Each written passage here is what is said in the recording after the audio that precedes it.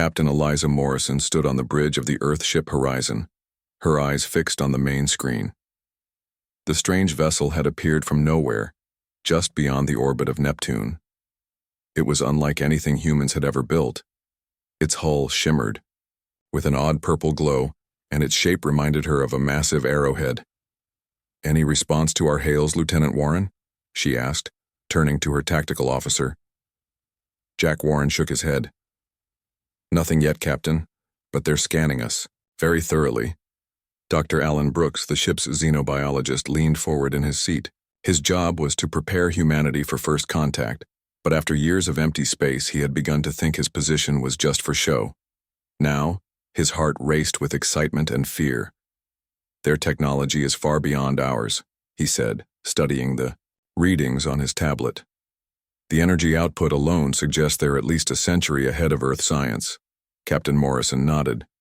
"Keep broadcasting on all frequencies. Let them know we come in peace." Suddenly, the main screen flickered, and an alien face appeared. The creature had blue-gray skin, large oval eyes, and no visible nose.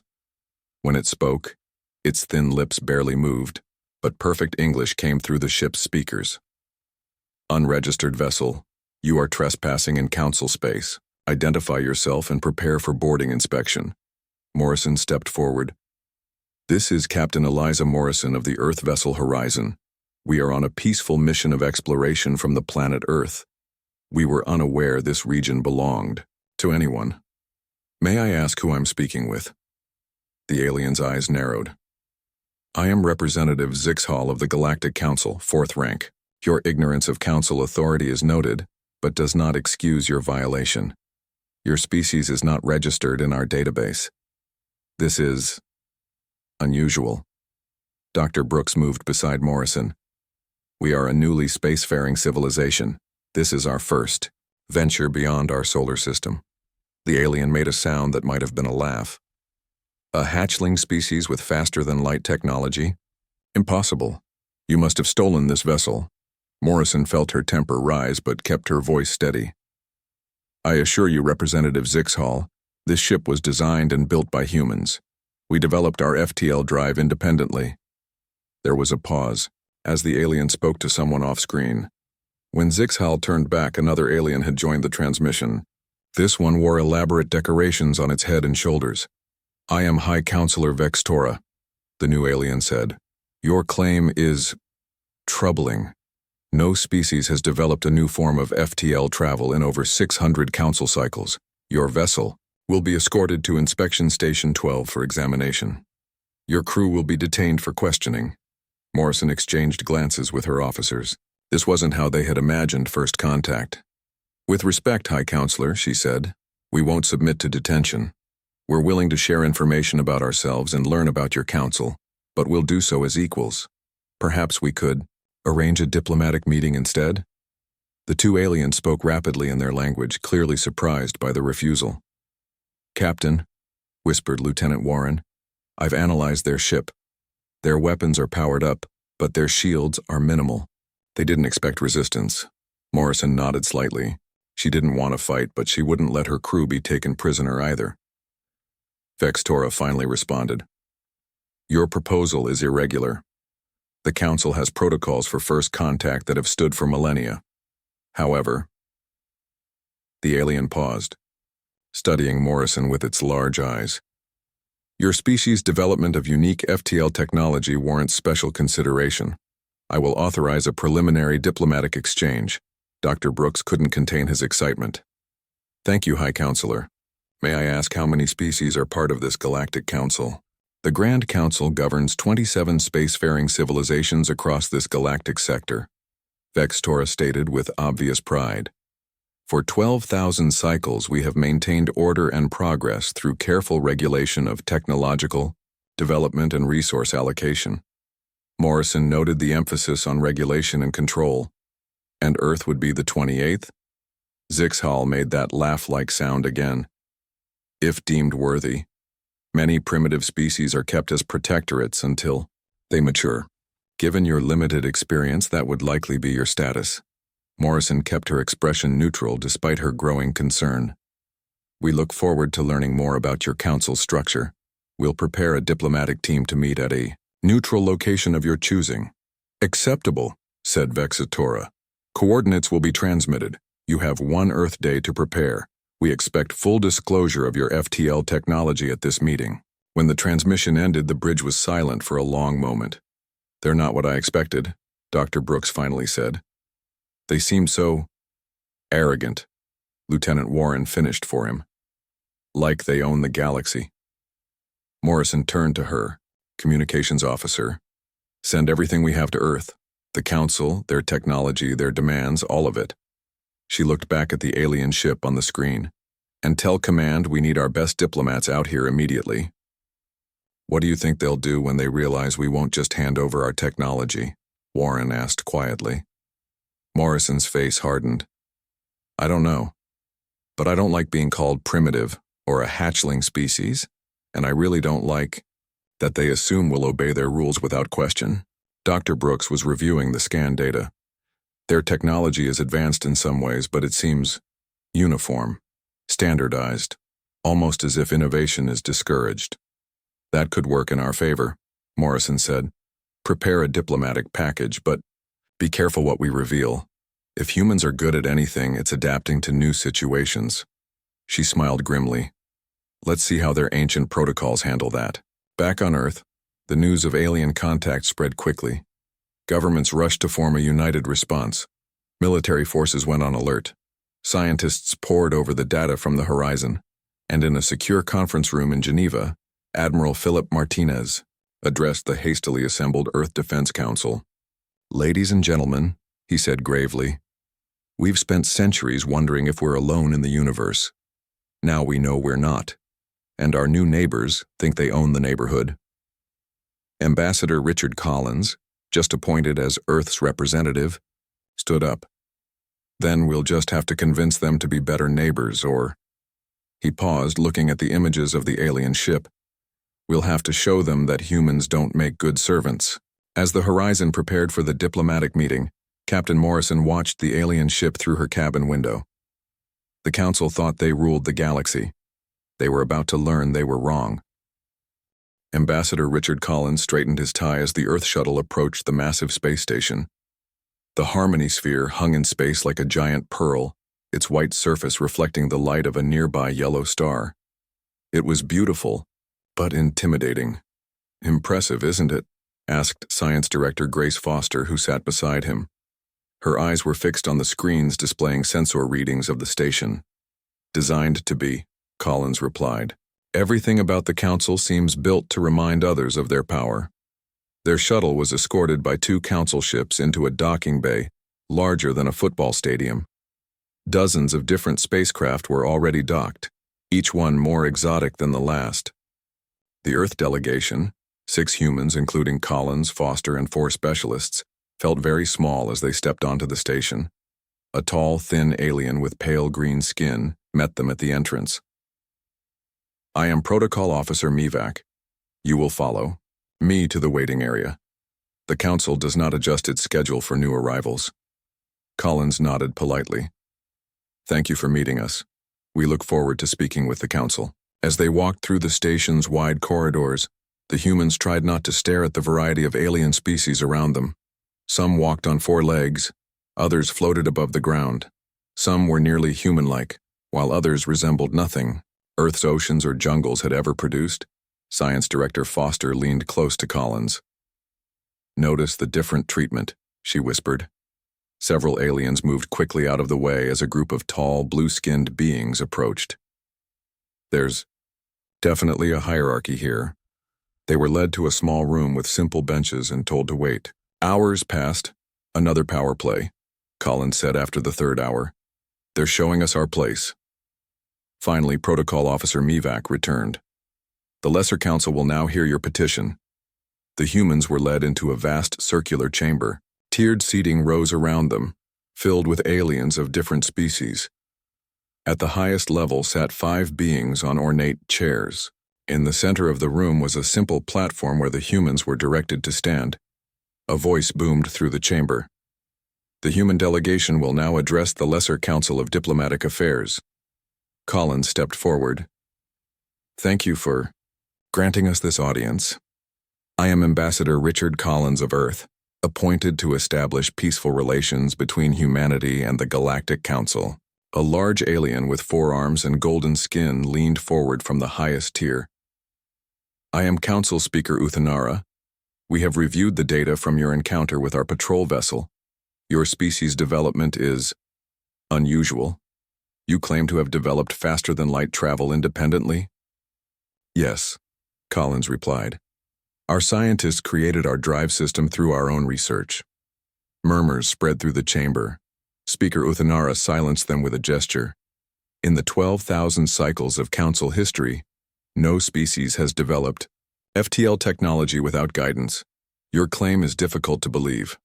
Science Director Foster stepped forward. With respect, Speaker, human innovation has always been driven by necessity. We had no one to guide us, so we found our own way. Another, council member, smaller with dark purple skin, spoke up. I am Trade Minister Clavex. If your claims are true, your FTL technology must be thoroughly examined and integrated into Council standards. All member species share technology for the greater good. Collins nodded. We're open to scientific exchange, but we would need to understand what Earth would gain from Council membership. This caused more murmurs, louder this time. Speaker Uthanara looked surprised. Gain?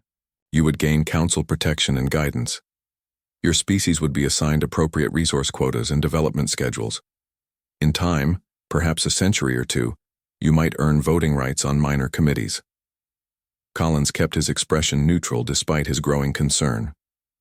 I see. And our position in the Council hierarchy would be determined by how long we've been spacefaring? Of course, Trade Minister Clavex said. The founding species have ruled for millennia. New species must prove their worth through service and loyalty. Service, Collins repeated. Could you clarify what that entails? A holographic display appeared in the center of the chamber, showing classifications of planets and resources. Trade Minister Clavex explained how each planet was assessed, for resource value and quotas assigned to each species. Earth would be surveyed immediately, Clavex continued. Preliminary scans suggest your world is rich in several rare elements that would be valuable to the Council. As the meeting continued, Collins and Foster exchanged subtle glances. Oh, why? Council wasn't offering partnership, they were demanding submission. During a brief recess, the Earth delegation gathered in a small side chamber. They expect us to hand over our technology and our resources, Foster said quietly. And we get nothing but protection in return. Collins nodded. Did you notice the servant species? The gray-skinned beings serving drinks? I asked one where they were from. Their world was stripped of resources 300 years ago. Now they work as laborers to pay their debt to the Council. We need to stall, said one of the specialists. Earth needs time to prepare if the Council decides to force the issue. Collins thought for a moment. The Council loves protocols and procedures. Let's use that against them. When the session resumed, Collins addressed the Council again. Honorable Speaker, we're grateful for this introduction to Council practices. However, according to your own first contact protocols, which we were provided upon arrival, Section 47B clearly states that new species must be given a full orientation period before any technology transfers or resource assessments. Speaker Uthanara looked surprised. You've read our protocols? Of course, Collins replied smoothly. We want to ensure we follow proper procedures. Section 47B specifies a minimum orientation of 3 Council months. The Council members consulted among themselves. Collins had correctly guessed that they rarely had their own rules quoted back to them. Very well, Uthanara finally said. Your orientation period is granted, but we expect full cooperation when it concludes.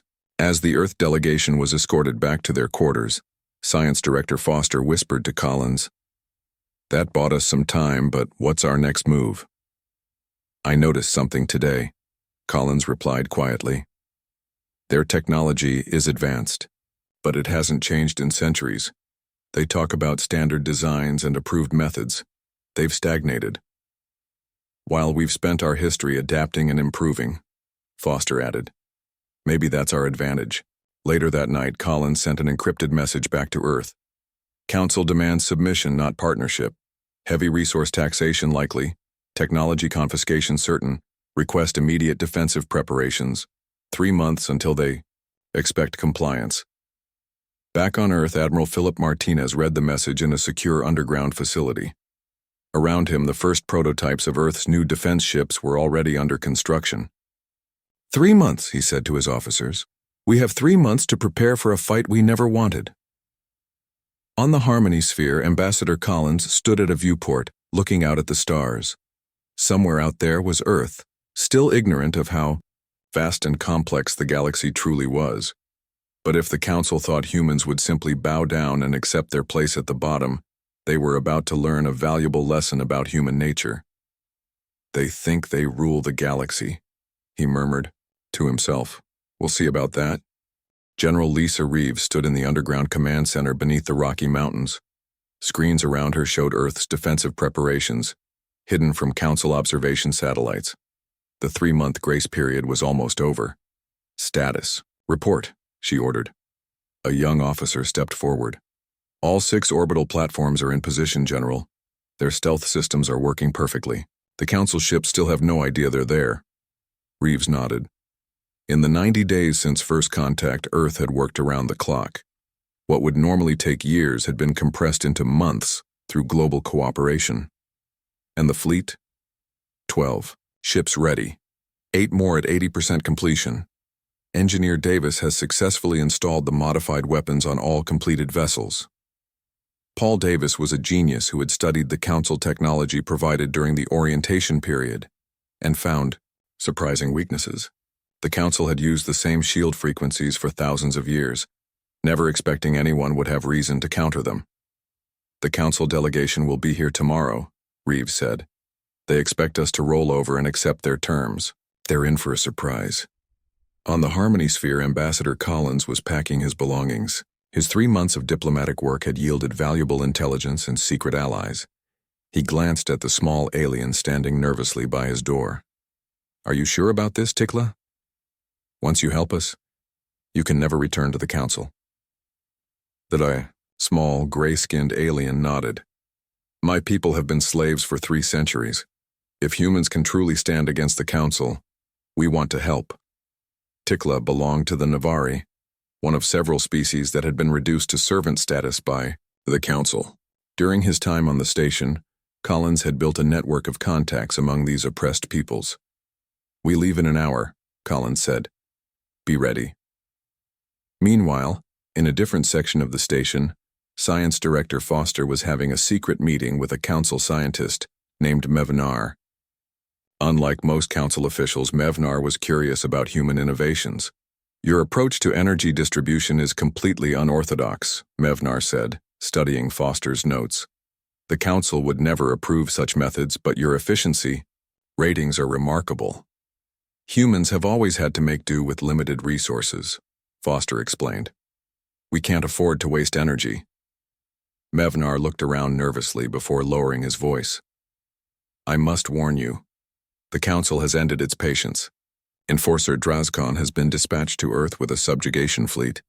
They plan to make an example of humanity. Foster's heart raced. When? They're already on their way. The diplomatic approach was only ever a formality. The Council never intended to accept humans as equals. We suspected as much, Foster said, grimly. That's why we've been preparing. Back on Earth, Admiral Martinez received the encrypted warning from Foster. He immediately contacted General Reeves. The Council fleet is already on its way. We're out of time. Reeves called an emergency, meeting with Earth's leadership. We need to activate the defense grid now. All ships to battle stations. President Olivia Bennett looked at the grim faces around her. We hoped for peace but prepared for war. Is Earth ready? Engineer Davis stepped forward with his tablet. Madam President, we've spent 3 months studying their technology. The Council has grown complacent. Their ships are impressive, but their tactics and technology haven't changed in centuries. They don't innovate anymore. He displayed images of Earth's new defenses. We've modified our shields to frequencies they don't use. Our weapons are designed specifically to target the weaknesses in their standardized designs. And most importantly, we've developed tactics they won't expect. What about their numbers? Someone asked. The Council controls 27 worlds. Not all those worlds are loyal, General Reeves explained. Ambassador Collins has made contact with several oppressed species who are ready to rebel. They're just waiting for someone to prove the Council isn't invincible. 2 days later, the Council fleet arrived in Earth's solar system. 15 massive warships, led by Enforcer Drazkon's command vessel, approached Earth with overwhelming confidence.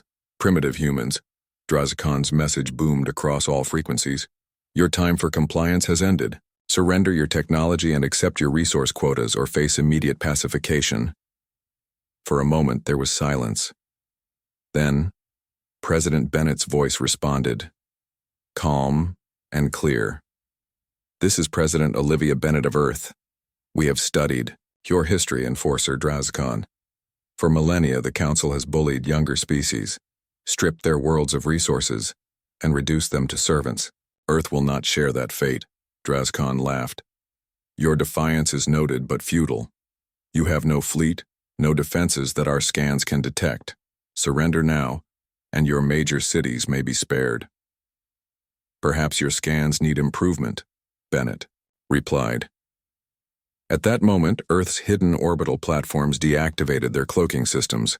6 massive defense stations appeared around the planet. From behind Earth's moon, 12 human warships emerged, their designs unlike anything the Council had seen before. On the bridge of his ship, Drazkon stood in shock. Impossible! Their technology is too primitive for such deception. His tactical officer frantically reported.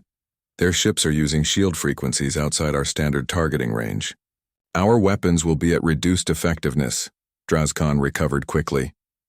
It doesn't matter. We still outnumber them. Begin the attack. The Council fleet advanced, firing powerful energy weapons that had subjugated dozens of worlds before. But Earth ships moved in unexpected patterns, their shields absorbing impacts that should have destroyed them. Then Earth's fleet returned fire. Their weapons, specifically designed to exploit Council shield weaknesses, cut through the enemy defenses, with surprising effectiveness. On the lead Earth ship, Commander Ryan Scott watched the battle unfold. Pattern Delta, he ordered. Just like we practiced, Earth ships split into smaller groups attacking from multiple angles, a tactic the Council had never encountered.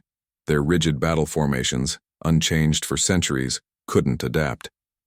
Until the command center beneath the Rockies, General Reeves watched the battle through secure feeds. They expected us to fight like them, in standard formations with standard tactics. They never considered we might do something different. 3 Council ships were already disabled, their crews abandoning ship in escape pods. The others were trying to regroup, but Earth's forces gave them no time to recover. Enforcer Drazkon's angry voice came through the communication system again. This defiance will not stand. The full might of the Council will descend upon your world. You have no idea the forces you are challenging. President Bennett's response was calm. Perhaps it is you who doesn't understand the forces you're facing, Enforcer. Humanity has spent its entire history adapting and overcoming, and we're just getting started. As the battle continued, news spread quickly through the galaxy via the communication channels Tikla and other allies had established. On dozens of worlds, oppressed species watched in amazement as a newcomer species stood against the Council and was winning. The age of Council dominance was coming to an end, and a new galactic order was about to begin. News of Earth's victory spread across the galaxy faster than the Council could contain it. For the first time in thousands of years, someone had defeated a Council enforcement fleet. The ripple effects were immediate and far-reaching. Commander Ryan Scott stood on the bridge of the Earth flagship Defiance, watching as repair crews worked on the battle damage. Despite their success, Earth had paid a price. 2 ships had been lost and 3 others damaged, but the Council fleet had fared much worse. Only 4 of their 15 ships had managed to retreat. Incoming transmission from Earth Command. his communications officer announced. President Olivia Bennett appeared on the main screen. Excellent work, Commander, but this was just the beginning. Our intelligence suggests the Council is gathering a much larger fleet. Scott nodded. We'll be ready, Madam President. Actually, Commander, we have a different strategy in mind. Ambassador Collins has returned from the Harmony Sphere with some interesting allies. The screen split to show Ambassador Collins standing next to several alien beings. Scott recognized Tikla, the small gray alien, but the others were new to him. These representatives come from worlds that have suffered under Council rule, Collins explained. The Navari, the Krell, the Zintari, and 5 other species are ready to join us in open rebellion. Our victory has given them hope. President Bennett continued, We're forming an alliance. Instead of waiting for the Council's next attack, we're taking the fight to them. Over the next 3 weeks, Earth became the center of a growing coalition.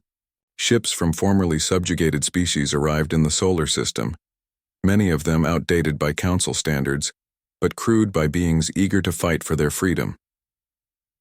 Maria Delgado, Earth's newly appointed liaison to the alien allies, worked tirelessly to coordinate the diverse coalition. Language barriers, different tactical approaches, and centuries of Council propaganda all created challenges. We don't just need to win battles, she told the Coalition Leadership Council. We need to create something better than what the Council built, not just another empire with different rulers. Krenzo, the leader of the Zintari delegation, nodded his spiny head. For too long, the Council has claimed they bring order and progress, but they bring only stagnation and servitude. Your species has shown us another way is possible.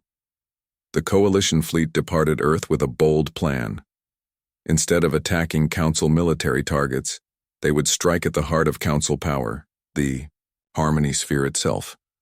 Commander Scott led the Earth contingent of 30 ships, now joined by over 100 vessels from allied species. The fleet was diverse in design and capability, but united in purpose. The Council expects us to fight conventionally, Scott told his captains before departure.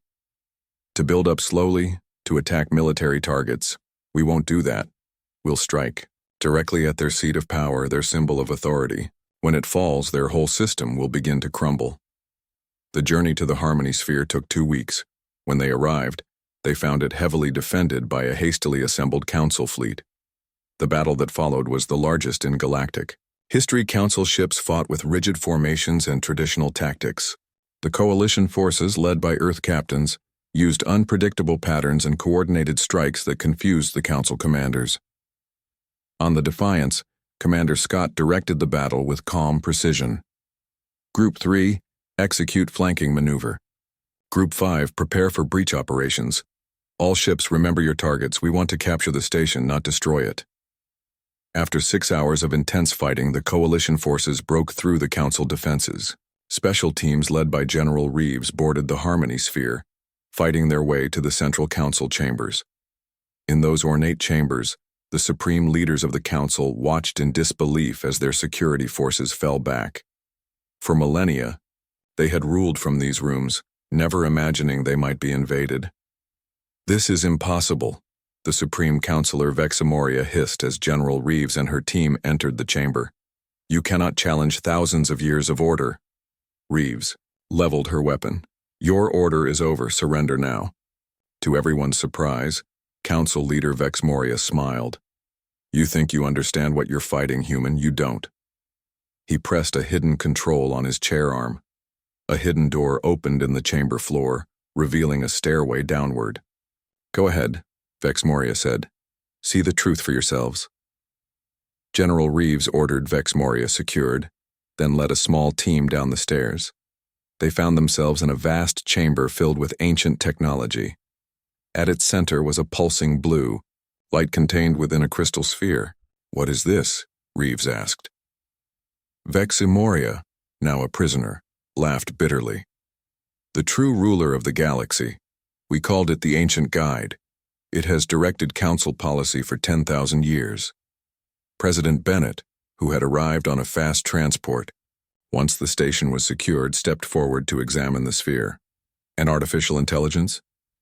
More than that. Vex Moria said.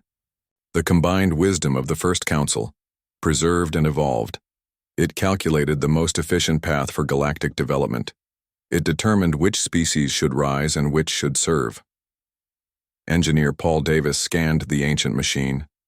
It's incredible technology, but it's been running the same programs for millennia. No upgrades, no adaptations. He looked at the council leader. You gave up your free will to a machine? We gave ourselves perfect order, Vex Moria replied. Until you humans came along and ruined everything with your chaos and innovation. 2 days later, representatives from all coalition species gathered in the former council chambers. The ancient AI had been disconnected, its programming being studied by a team of scientists. President Bennett addressed the gathering. For too long, this galaxy has been ruled by stagnation disguised as stability. The council claimed to bring progress, but feared true innovation. Today we begin something new. Maria Delgado presented the first draft of a new charter. We propose a galactic federation, where all species have equal voice regardless of their technological level or how long they've been spacefaring. No more masters and servants. No more quotas and restrictions. Krenzo, speaking for many formerly oppressed species, added, The humans have shown us that adaptation and diversity make us stronger, not weaker. That new ideas should be welcomed, not feared. As the representatives discussed the new charter, Commander Scott stood with General Reeves near a large viewport looking out at the stars. Do you think it will work? Scott asked. A federation instead of an empire? Reeves smiled. It won't be easy. But that's where humans excel, isn't it? Doing the difficult things, finding new solutions. Far below them, in a secure holding area, former council leader Vex Moria watched a screen showing the proceedings in the chamber above.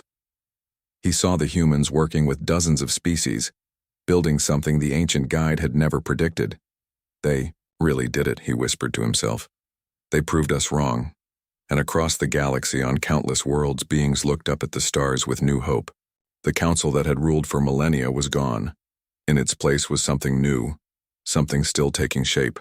A future based not on control and stagnation, but on cooperation and innovation. Humanity had changed the galaxy forever, and this was just the beginning.